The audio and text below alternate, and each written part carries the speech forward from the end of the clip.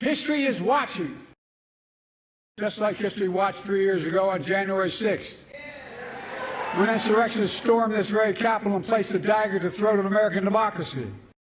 Many of you were here on that darkest of days. We all saw with our own eyes the insurrectionists were not patriots. They'd come to stop the peaceful transfer of power, to overturn the will of the people. January 6th lies about the 2020 election and the plots to steal the election posed a gravest threat to U.S. democracy since the Civil War. But they failed. America stood.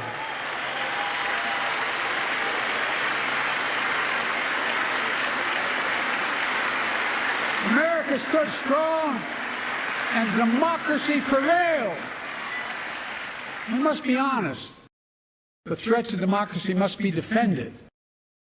My predecessor and some of you here seek to bury the truth about January 6th. I will not do that. This is the moment to speak the truth and to bury the lies. Here's the simple truth. You can't love your country only when you win.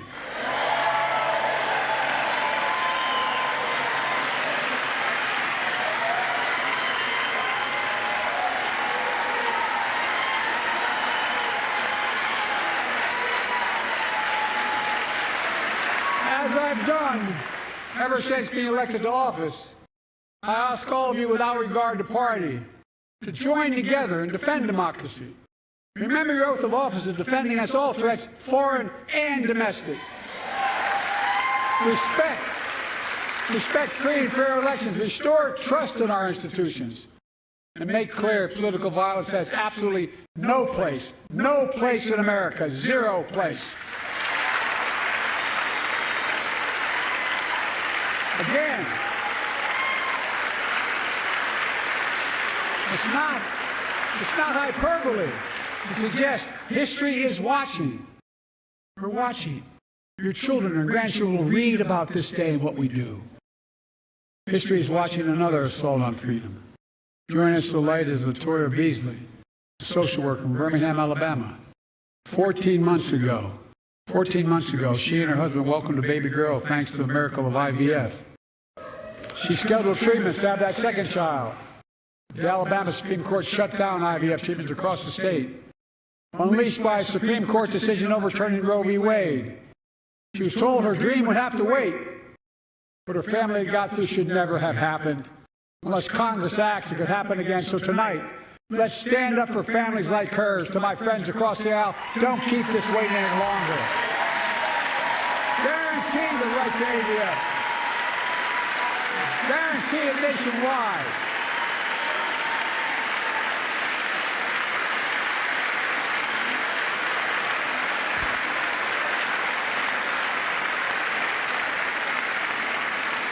Like most Americans, I believe Roe v. Wade got it right.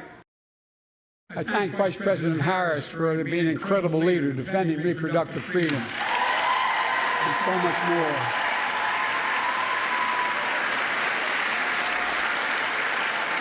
Thank you. My predecessor came to office determined to see Roe v. Wade overturned.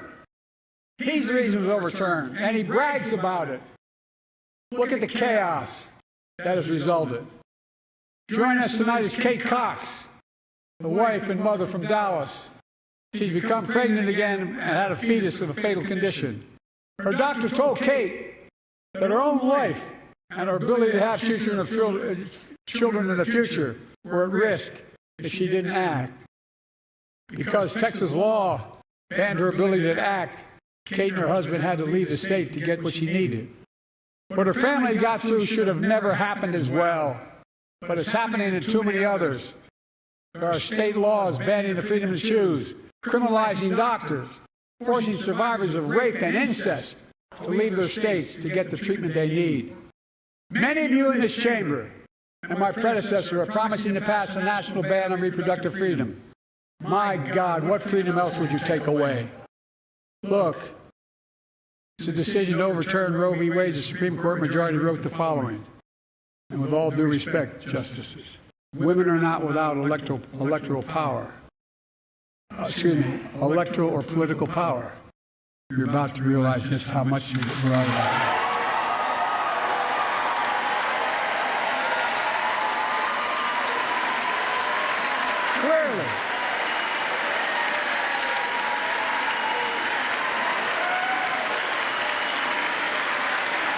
Clearly. Those bragging about overturning Roe v. Wade have no clue about the power of women. But they found out when reproductive freedom was on the ballot. We won in 2022 and 2020, and we'll win again in 2024.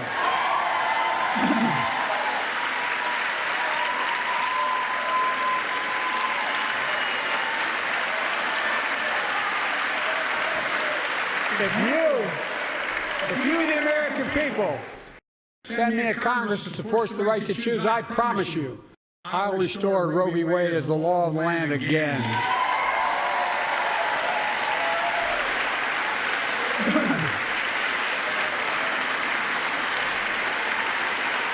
Folks, America cannot go back.